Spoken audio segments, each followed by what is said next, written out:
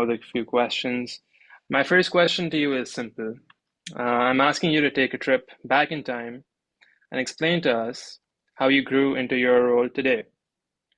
Some successful people don't particularly like doing this, but if you could run us through your education, interests, or particular events that stand out to you in your history, that would be great. Thank you very much. And I'll be very frank with you. I was not a good student. I managed to pass my bachelor's from Karachi University, and then later did a master's, and thereafter also did a law degree from Karachi. But I was not a very serious student. I managed to get through. And then was obliged by my family to sit for the civil services exam, and somehow managed to be selected for the Foreign Service. I was, again, not very serious. And due to a series of mishaps during training, I was the bottom of my batch of Foreign Service officers. So I fully expected to be posted to Guinea or Ghana or somewhere like that. But due to good fortune, somehow there was a vacancy for a third secretary's post at the UN, and I was sent here. Perhaps I was sent here as punishment for the then ambassador, I don't know. But once at the UN, what I can say is my education, my diplomatic education, was all at the UN. The UN is probably the best place if you want to apprise yourself of international relations and the complexity, its scope, and its diversity. There is no other place like the United Nations where you can learn about world affairs. So my advice to the young officers of the Foreign Service of Pakistan, and also those who aspire to enter into international relations, is you must spend some time at the United Nations in whatever capacity, as an intern, as a junior delegate, as an academic. But this is the experience that is vital, in my view, to understand the nature of international relations, the complexity of international relations, and the solutions that can be promoted for the problems and challenges that we are facing.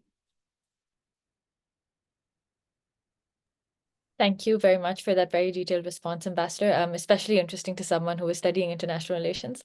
So drawing from the previous question, I want to delve a little deeper into your personal experience at the UN, particularly your role as President of the Economic and Social Council from 2020 to 2021. So during your tenure, you played a really pivotal role in steering discussions on sustainable development, and particularly in the aftermath of COVID-19, when many countries were facing economic difficulty. So firstly, can you give us some insight into your experience and learnings when leading such a high-level multilateral policy forum, balancing interests, balancing negotiations? And secondly, how would you say Pakistan can build upon the initiatives and partnerships that you fostered during your term to address its current challenges? Thank you. Well, let me first confess that I took the presidency of the Council in 2020, 2021. I had the advantage that I had served as president of ECOSOC once before, which was in 2006, I think. And perhaps I was only the second person to have served as president of the council for 2 times.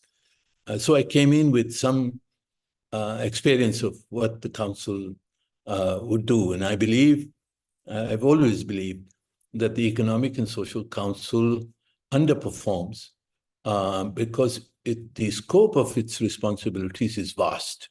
Under the Charter, the Economic and Social Council is charged with promoting better standards of living in larger freedoms. Those are words from the UN Charter.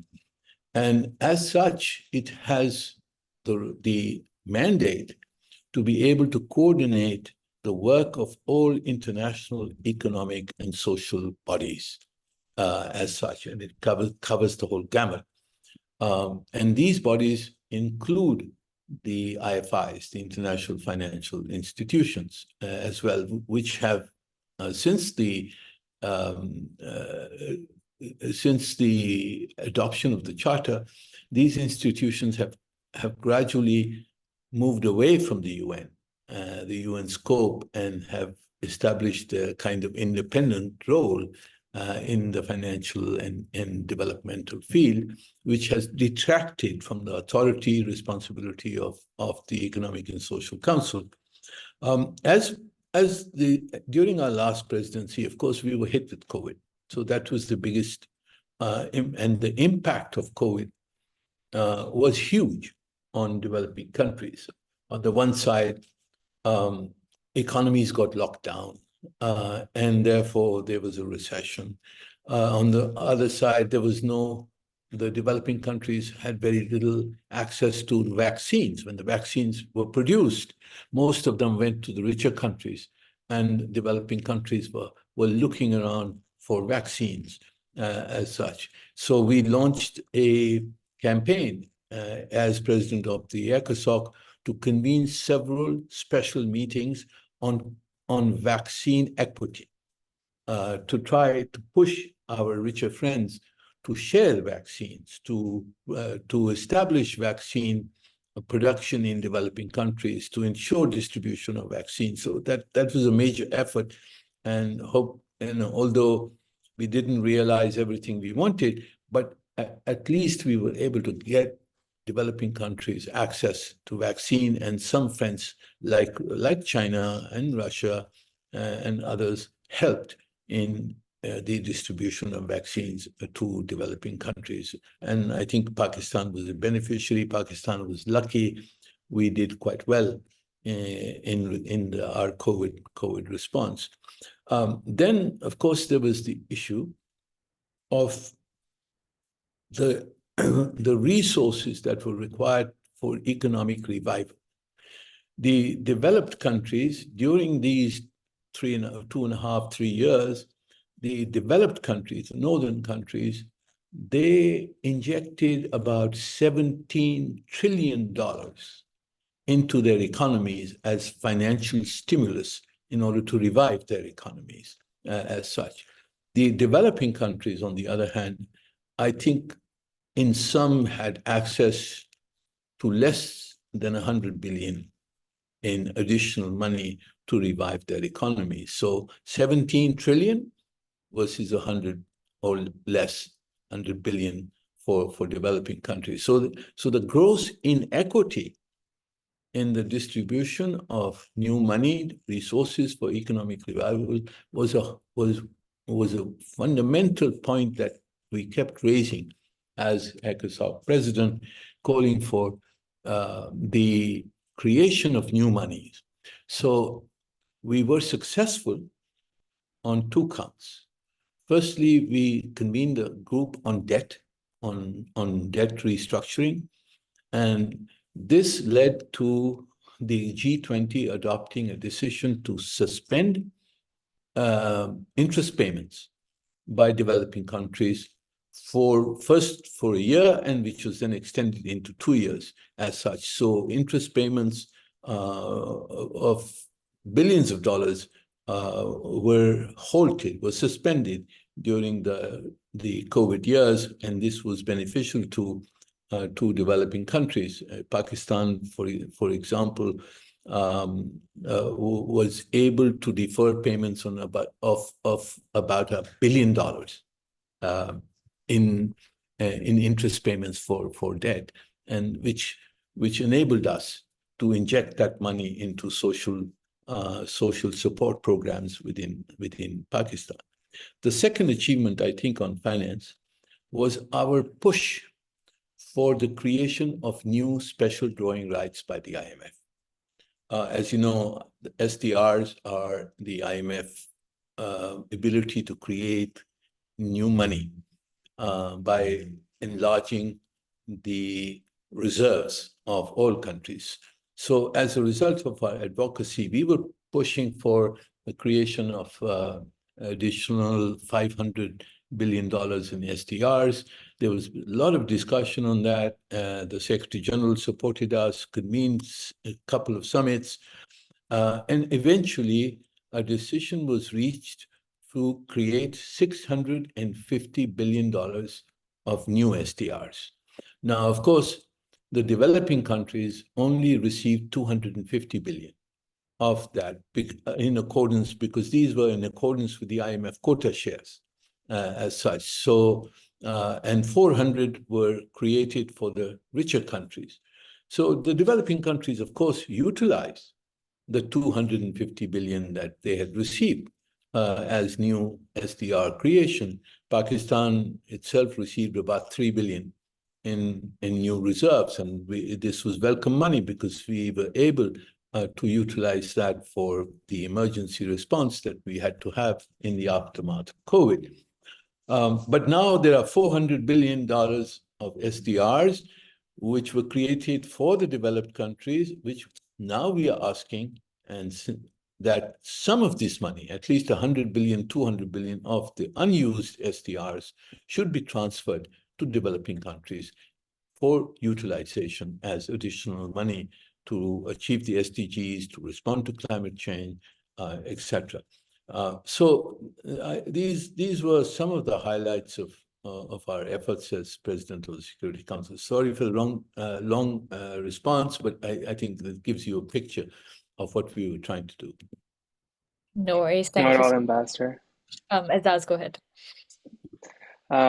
Not at all, Ambassador. That sets us up for our next question, which pertains to the nature of your position at the United Nations. My question refers to limits that may constrict the action that you can take. Specifically, one of my professors for a class in the Middle East was a diplomat for Egypt at the UN, as you are for Pakistan.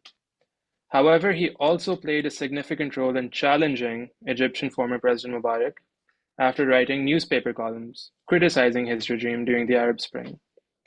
By that time, he had left his post at the Foreign Service.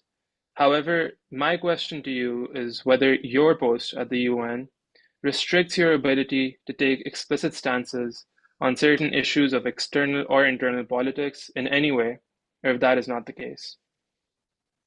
Well, if you are the official representative of a country or a government, you have basically two parameters within which you operate. Firstly, the parameter is your policy or position consistent with your national interest as such? I think that's an important parameter that limits the scope, or should limit the scope of what you say or what you do as such. And the second parameter is, of course, every government has the right to issue instructions to its diplomats as to what they should be saying, what they should be doing. This is the nature of being a representative of a government. And that is a very natural and universal limitation. All diplomats, we cannot be independent completely of our government's positions on various issues. So does it limit? Yes, this is the nature of the job. You are representing a country, representing a government, and you work within the framework. But having said that, the reality is that the United Nations offers you such a vast scope for initiatives which are consistent with your national interests and initiatives which are consistent with your government policy.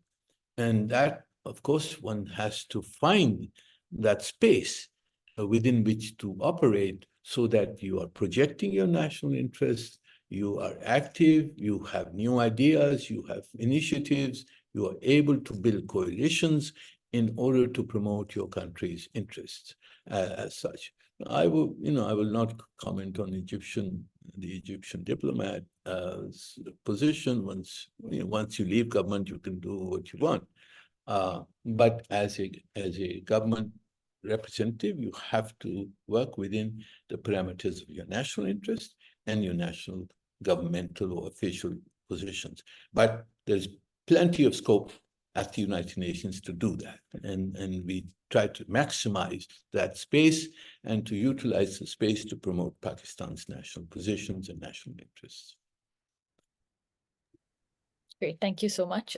Just drawing sort of from Azaz's question as well as your response, I want to draw a little bit on the interlinkage between domestic and international affairs in Pakistan's context. The political upheaval and economic crisis currently facing the country is arguably both a cause and a consequence of its foreign affairs and the way that we conduct our foreign policy. So how do you view Pakistan's foreign relations as a vehicle for growth and recovery? And what would you say the country needs to prioritize on an international front at the moment? Well, it's obvious that your domestic strength is also your external strength.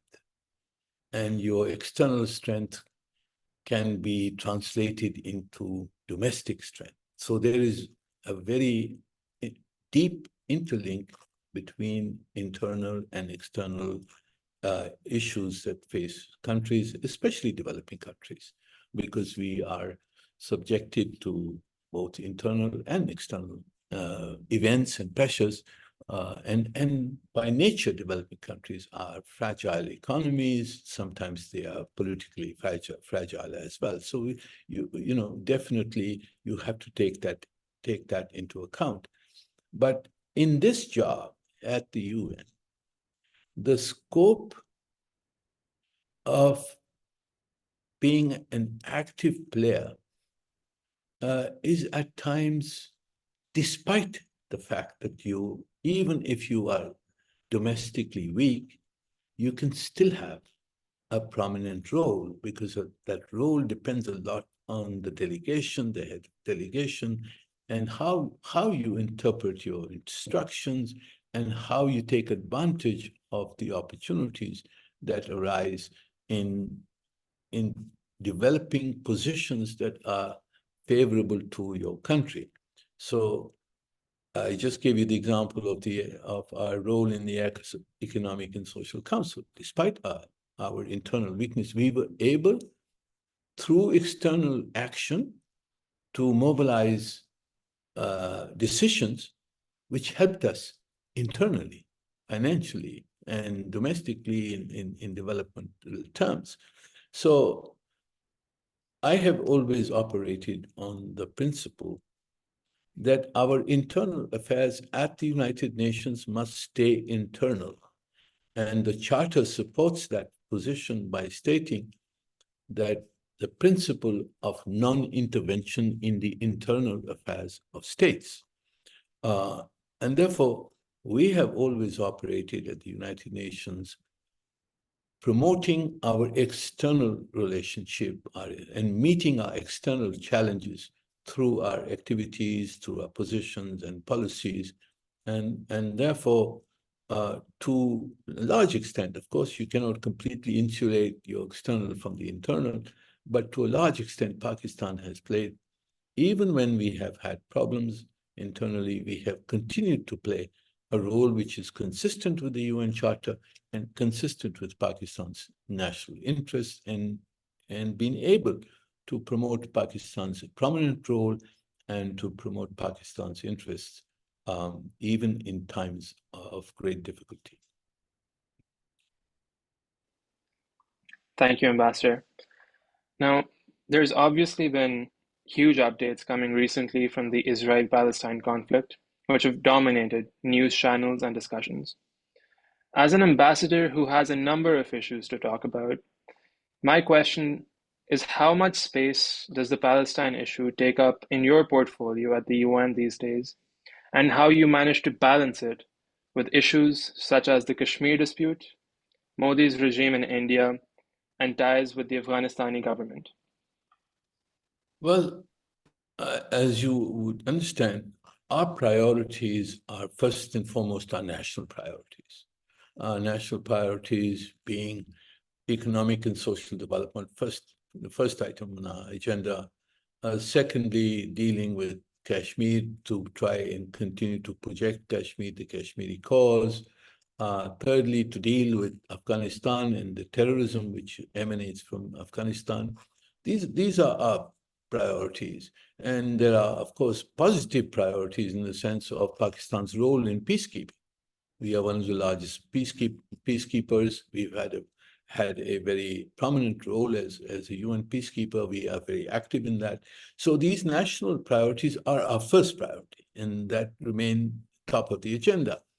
Now, as far as the Middle East and the Gaza issue is concerned, we have played an active role because we have a traditional position on Palestine. Our position always has been that the partition of Palestine was unjust, that the creation of Israel was unjust. But now that we have had 57 years of foreign occupation of the rest of Palestine, we have demanded a withdrawal of Israeli forces, recognition of a Palestinian state, the establishment of a Palestinian state, its admission to the UN, as a matter of a principle of Islamic solidarity and of common justice. So we have played a strong role as an advocate for Palestine during this crisis and before this crisis, and it has been greatly appreciated by the Palestinians, by the Arab countries, by the Islamic countries as a leadership role that we have played.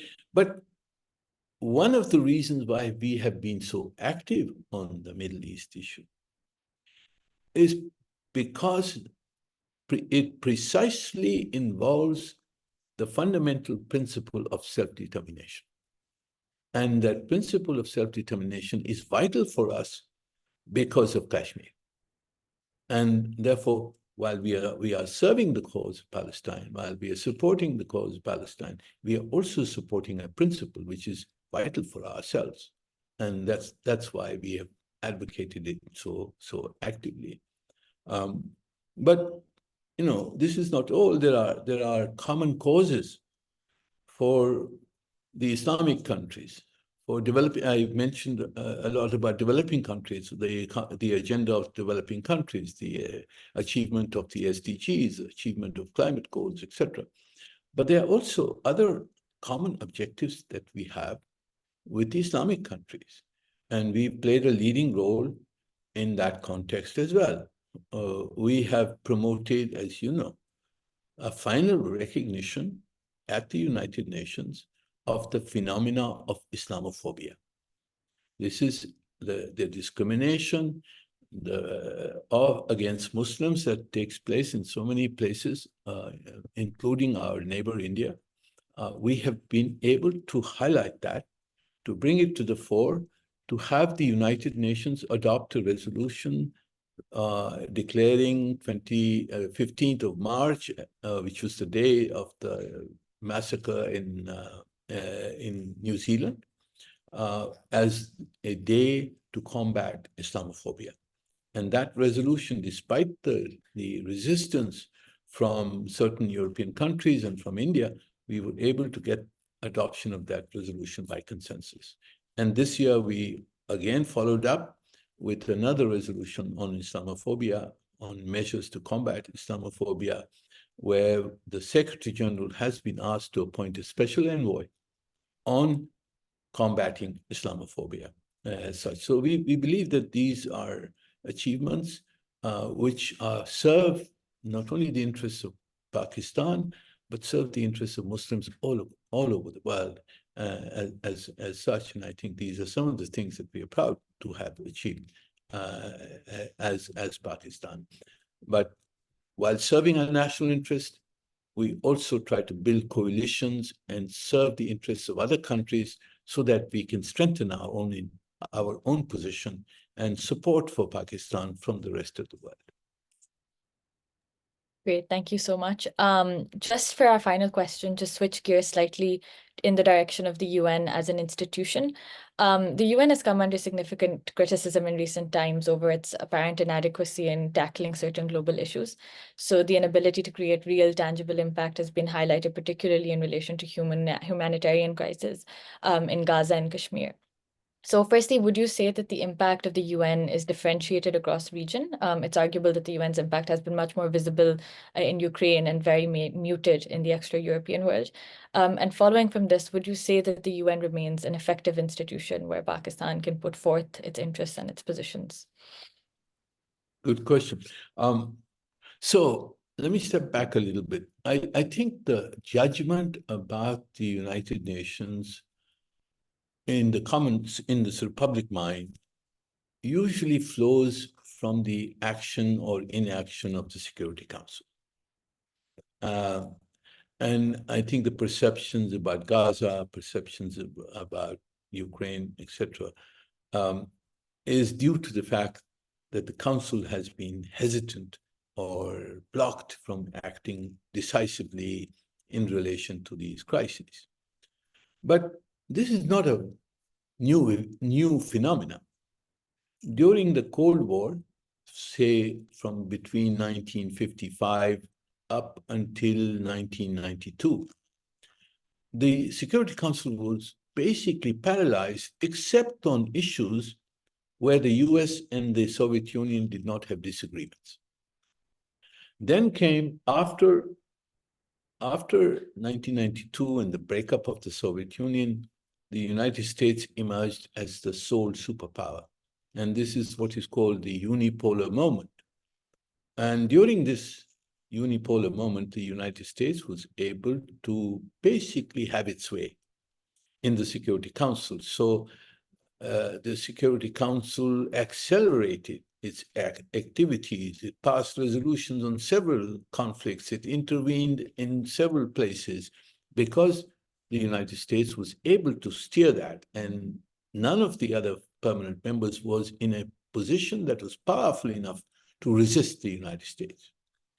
That unipolar moment ended with the invasion of Iraq in 2003. And we saw, from there on, we saw the decline of American power, and American power globally, but also in the Security Council. And some of the permanent members, China emerged as a bigger power and a more influential country, and the Russians revived their economy and their military and began to adopt a stronger position as well. So the unipolar moment has passed. Today we live in a world which I call bipolar plus. Bipolar being US-China competition is the main game, but there is Russia, which plays a role, as we see in Ukraine. There is India, which plays a role, and there are other middle powers, Turkey, Pakistan, Iran, Indonesia, etc., which also play a role in international affairs. So this is the new world. And in this new world,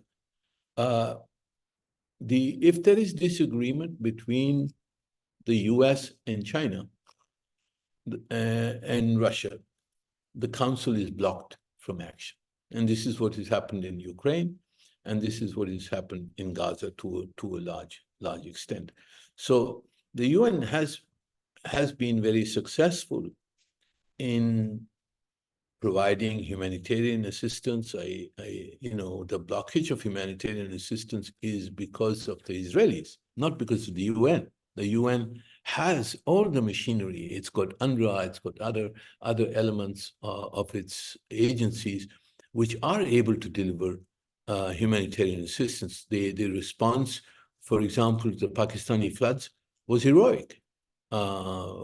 It was the mobilization of the UN Emergency Fund, the emergency agencies, which enabled Pakistan to survive the effects of the flood.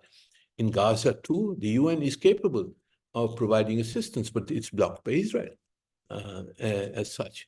But stepping away from the security aspects, which is where most people judge the United Nations, the fact of the matter is that the UN consists now of both the Security Council, but also the General Assembly, and at least 20 agencies and autonomous organizations, which cover the whole gamut of international relations, from a postal union to telecommunications, to World Health, to World Trade, to disarmament, etc. And the world could not function if these agencies did not exist, if the regulations and laws which they have passed and on the basis of which states are able to interact with each other, individuals are able to interact with each other, if these regulations, these agencies did not exist, we would have to create them. So the utility of the United Nations needs to be judged beyond just what happens in the Security Council, because Security Council is purely political. When the great powers with the veto rights, when they agree, the Council can act. When they disagree, the Council will be paralyzed. But that's not the end of the world. There is the General Assembly, there is the Economic and Social Council, there are agencies through which we can act and we can promote actions. And this is basically what we need to do, is when the Security Council is paralyzed, find other ways of promoting the objectives of the international community. Thank you, Ambassador, for those valuable insights. We're going to transition now to our audience Q&A section, and I'll pass it on to Lena. Yes, thank you. So for our first question, it's from, we had a Google form, and these questions have come from that form. So our first question comes from Mehak Fida from Johns Hopkins. How can Pakistani students studying abroad, including American Pakistani students, collaborate to improve Pakistan's image on the international stage? Well, I hope that you can, in this day and age, establish linkages, which are quite easy nowadays, whether it's on a chat box or on WhatsApp or TikTok. You could form groups, associations of Pakistani Americans who wish to promote certain specific objectives. They could get together. If they want to promote broader objectives, whether it's on the cultural aspects of Pakistan, Pakistani food, Pakistani, I think they could form these groups and exchange ideas, develop events that they would like to project. You could also coordinate with the Pakistani embassies or consulates in the US, or you could coordinate with us at the UN mission. We usually take about 8 or 10 interns every year. Those of you who are interested in working with us for a few months, when you have time, we would welcome you as Pakistani Americans. We would welcome your contribution, your thinking, your new ideas. I think that this is how we can, from our side, refresh ourselves and also communicate with you what are the priorities, constraints, and challenges that Pakistan faces, to be able to enable you to serve Pakistan better in your individual capacities. Thank you for that, Mr. Ambassador, and thank you for being here, because I'm interning at the UN right now, and I see you roaming around, greeting people, meeting delegations all the time. So thank you for your service. A question. So as we speak, President Putin is meeting with President Xi on an official state tour, and there is a growing concern in the West regarding the growing intimacy, strategic intimacy between China and Russia, particularly highlighted by the joint military operation in South China Sea. Clearly, there's a likelihood of military escalation in the South China Sea, particularly concerning Taiwan. Where would Pakistan stand on this issue? Would it hurt us if we side with the strategic ally China? Right. So as you know, Pakistan has a old and very deep strategic cooperative partnership with China. China has been helpful to Pakistan at critical times in our history. And Pakistan and China have convergent strategic interests, in particular in the South Asian region. Our ability to deter aggression from our neighbor India is linked to our relationship with China. And therefore, Pakistan has to remain very respectful of the concerns and priorities of China.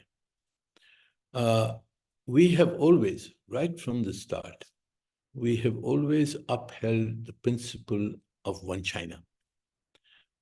And that one China principle is that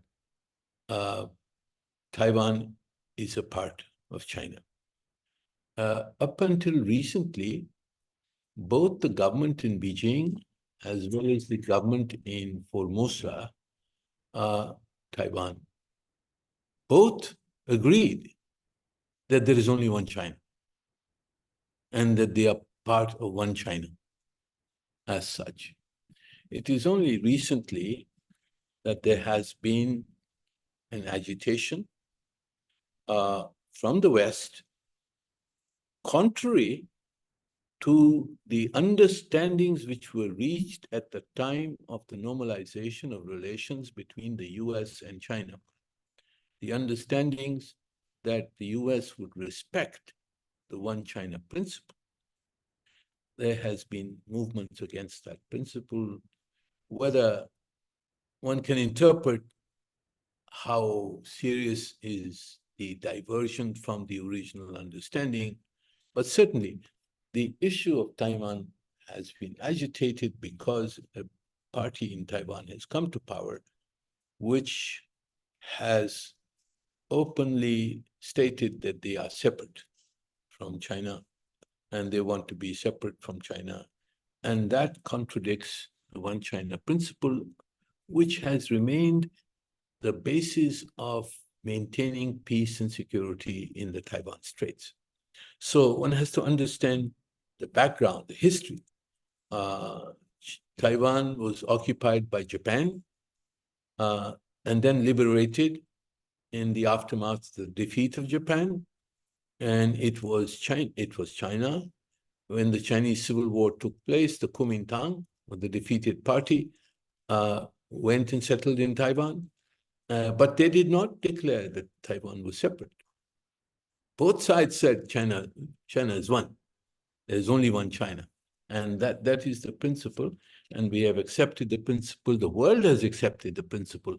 When they admitted China, the People's Republic of China, to the United Nations, this was the basis of that admission, that there is only one government, one legitimate government, and that is the People's Republic of China. That was recognized by the General Assembly. And I think that if the rest of the world observes that principle, observes the understandings on the basis of which peace has been maintained in the Taiwan Straits and between China and Taiwan, I think things will be fine. But if there is a move to change that, the Chinese will never give up Taiwan. They have said, Xi Jinping has said, we will not give up 1 inch of our territory.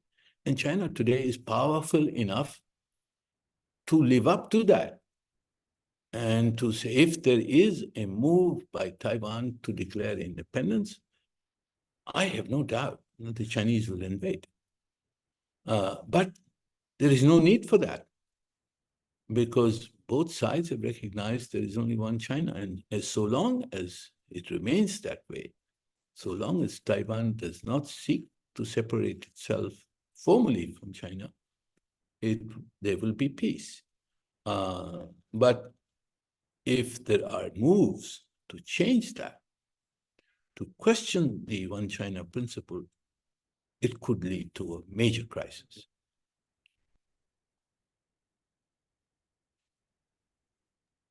Thank you. Due to the shortage of time, this will be the last question. Ambassador, we're always curious to know what advice do you have for the youth, especially those eager to contribute to Pakistan's progress on the international stage? Well, I have lots of things to say about that. I think first of all, as I stated earlier, I think the UN is a very good learning platform. If you're interested in international affairs, I think the UN has its UN web TVs available, UN documents available online. Most of the meetings at the UN are open and they are webcast. So if anyone is interested in following the UN, I think you can do so in a fairly extensive way as such. As for Pakistani youth, you know, our priorities are, first of all, education. And I think we have to find ways of how we can utilize the technologies of today and the emerging technologies. The whole world is now digitalized. So there is no excuse even for a young person sitting in a village in Pakistan, in Sindh or Baluchistan frontier. There's no reason why they should be cut off from all that is available to young people today in accessing knowledge, accessing education. There are university courses for free that are available in the digital space. So I think instead of spending time on sort of social media taking selfies, it would be much better, I think, if our youth were able to access all the information, knowledge, science that is available digitally around the world, and to get up to speed. The economy of tomorrow or today even is going to be a digitalized economy. There are great advantages for those who can take advantage of it, exploit the possibilities and potential that is available. And there are great disadvantages for those who become disconnected. So if you, as youth leaders here in the US, if you can launch a program of trying to mobilize your counterparts in Pakistan who are less fortunate, who are less connected, find ways of how to get them connected, find ways of how to get access for them to education, to science, technology. I think that would be a great service that you could do to Pakistan, probably much greater than the government would be able to do as young people. I think that could be a mission that if each one of you were to recruit 10 youngsters in Pakistan, bring them online, bring them educational possibilities, I think you could multiply the impact that you would have on the country's future. Great. Thank you so much. On that note, we will bring this incredibly enlightening discussion to a close. Ambassador Akram, thank you so very much for your time and insights. Thank you for having me. Thank you. It's a pleasure. Your reflections on your personal journey, Pakistan's past and present diplomatic approach, and lessons for future growth will serve as great stimulus for future intellectual discourse. In particular, we will take your message of utilizing our platforms and institutions, as flawed as they may be, to the best of our abilities to further Pakistan's progress and our capacities. Today's effort was one small effort in this mission. I'd like to take this opportunity also to thank Azaz, my fellow moderator, and Lina and Rai, our co-hosts for today, for all their support both on and off camera. I would also like to thank Nabiha Ahmed, Director of Programs at the PSA Coalition, who was unable to join the event today, but made invaluable contributions to its organization process. And most importantly, I must thank Arib, the President of the PSA Coalition, without whom this and all other PSA events would not be possible. Thank you for doing this with the passion and conviction that you do. We all take great inspiration. And on that wonderful note, thank you all so very much for taking the time. We look forward to seeing you at further PSA Coalition events soon. Have a wonderful day and Allah Hafiz. Thank you.